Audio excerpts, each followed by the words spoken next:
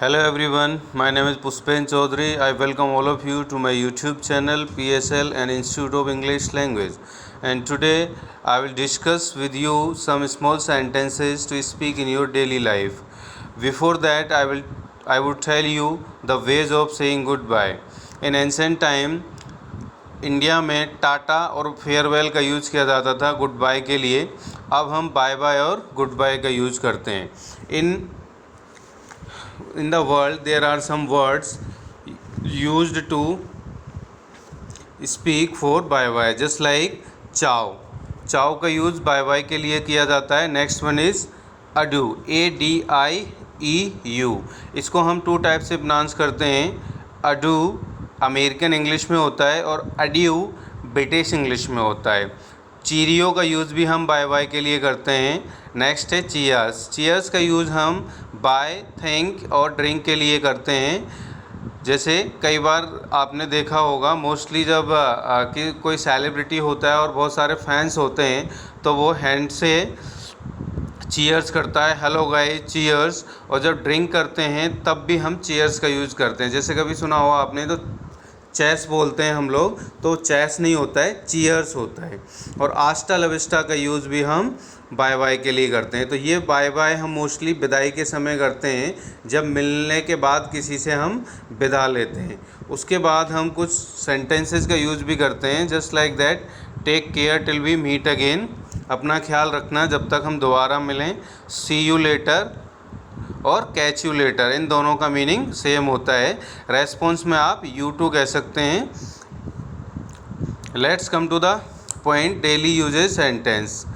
कुछ सेंटेंस इस टाइप्स के होते हैं जिनका हम अगर ग्रामेटिकली ट्रांसलेशन करोगे तो बहुत ही डिफ़िकल्ट हो जाता है, बट इनको एज इट इज़ ही माइंड में रखना पड़ता है।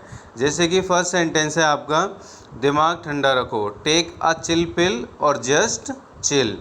सेकंड है, मेरी बात ध्यान से सुनो, इसको हम बोलते हैं इंग्लिश में रीड माई लिप्स। मैं आपकी ही बात सुन रहा हूँ, I am all ears to you. एक मिनट विचार कर लो या एक मिनट विचार करो। जब हम कोई काम करते हैं तो उससे पहले कहा जाता है कई बार कि जैसे एक मिनट सोच लो या एक मिनट विचार कर लो। इसके भी टू टाइप से ट्रांसलेशन होता है, like just hold your horses and let's think about it for a minute. Next है, एक मिनट रुकिए, प्लीज़ होल्ड ऑन, रुको, वेट अप। इसका यूज़ जब करते हैं, जब कई बार क्या होता है कि बहुत सारे लोगों में कोई वस्तु का डिस्ट्रीब्यूशन होता है, जब कोई इंसान बहुत जल्दी में होता है और वो सबसे पहले आगे जाके कोशिश करता है लेने की, उस टाइम पे बोला जाता है wait up, your turn is also about to come. Next है, एक दो मिनट इंतज़ार करो, हैंग ऑन प्लीज़, बस बहुत हो गया। हिंदी में हम बस बहुत हो गया कई समय पर बोलते हैं और अलग अलग समय पे बस बहुत हो गया बोलने के इंग्लिश में अलग अलग सेंटेंसेस होते हैं। जस्ट लाइक फर्स्ट वन है, बातें करते समय अगर आपको किसी को बोलना है बस बहुत हो गया तो आप बोलेंगे कट इट या स्टॉप टॉकिंग। नेक्स्ट है, जब आप किसी से खिंच जाएँ या जब आप किसी से चिढ़ जाएँ तो आप बोलेंगे बस बहुत हो गया हिंदी में। इंग्लिश में उसको बोलेंगे स्टॉप इरिटेटिंग।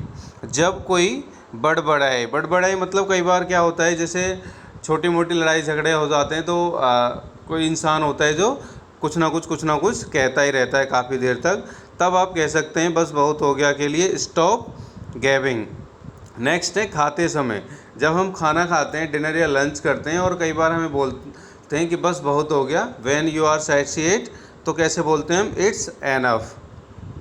बोलते समय बस बहुत हो गया बोलना है तो एनफ इज़ एनफ का यूज़ करते हैं। और लड़ते समय, जब कोई आपस में लड़ रहे हों और जब आपको बोलना है कि बस बहुत हो गया, बंद करो ये लड़ाई झगड़ा, तो आपको बोलना है ब्रेक इट अप। नेक्स्ट है, अपनी उम्र के हिसाब से काम करो, एक्ट योर एज। ये सब मेरी समझ से बाहर है, इट्स ऑल गोबल्डीगुक टू मी या इट्स मुम्मो जुम्मो टू मी। इसका मतलब होता है ये सब मेरी समझ से बाहर है, इट्स ऑल गोबल्डीगुक या इट्स मुम्मो जुम्मो टू मी। अगर ये विजिबल नहीं है तो मैं अगेन इसको बोल के बता रहा हूँ, तो आप राइट कर सकते हैं, it's all gobbledygook and it's mumbo jumbo to me. यह तो बहुत आसान है, इट्स किड्स स्टफ या इट्स चाइल्ड्स प्ले। वह बेतुकी बात करता है या अनाप शनाप बात करता है या अनाप शनाप बोलता है। He talks hogwash. वह बहुत बातूनी है। He is very chatterbox.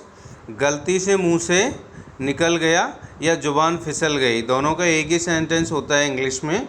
It is a slip of tongue. गलती से लिखा गया, it's a slip of pen. उसमें बातें बनाने की कला है या उसे तो सिर्फ बातें बनाना आता है।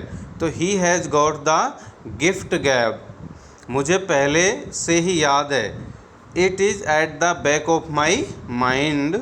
मुझे पता है लेकिन अब दिमाग में नहीं आ रहा। कई बार ऐसा होता है, बातें करते हैं किसी का नाम लेने की नीड होती है या किसी का एड्रेस, तो हम बोलते हैं कि मुझे पता तो है लेकिन अब मेरे दिमाग में नहीं आ रहा है, या कुछ तो ऐसे भी बोलते हैं कि अब मेरी जीभ पर नहीं आ रहा है। तो इसको इंग्लिश में बोलते हैं it is on the tip of my tongue. मुझे ये बहुत अच्छे से आता है। It's at my finger tips. वह बड़ा ही नखरेबाज है। He is so finicky. अपने काम पर ध्यान दो, माइंड योर बिजनेस। नेक्स्ट है, इससे आपको क्या करना है या इससे आपको क्या मतलब है। तो it's none of your business. काम की बात करो, कम टू द पॉइंट। घुमा फिरा कर बात मत करो, don't mind the words. Second है, नेक्स्ट है गाइस, कई बार ऐसा होता है कि जैसे हम किसी के घर जाते हैं और कोई हमें कुछ खाने पीने के लिए पूछता है, तो जब हम मोस्टली आदर सत्कार की बात करते हैं तो पोलाइट रिक्वेस्ट के लिए हम वुड का यूज़ करते हैं और वुड से सेंटेंस पूछते हैं। वुड यू लाइक टी और कॉफ़ी। तो आप क्या लेना पसंद करेंगे, चाय या कॉफ़ी। तो अगर कई बार ऐसा होता है कि हम बोलते हैं कि मुझे चाय पसंद है या कॉफ़ी पसंद है। तो चाय पसंद है तो I would like to take tea, और कॉफ़ी पसंद है तो I would like to take coffee. But कई बार हम हिंदी में ऐसे बोलते हैं कुछ भी चलेगा। तो कुछ भी चलेगा के लिए हम इंग्लिश में बोलेंगे I am easy with either. Second है, if you solve this I am a Dutchman. Hindi में कई बार एक सेंटेंस और भी यूज़ किया जाता है कि अगर तुम ऐसा कर दोगे तो मैं अपना नाम बदल दूंगा। तो अगर तुम इसको सॉल्व कर दोगे तो मैं अपना नाम बदल दूंगा। तो इसको इंग्लिश में बोलते हैं हम if you solve this I am a Dutch man. Okay guys, I hope you all understood this video and thank you for watching this video. Have a nice day. Good day.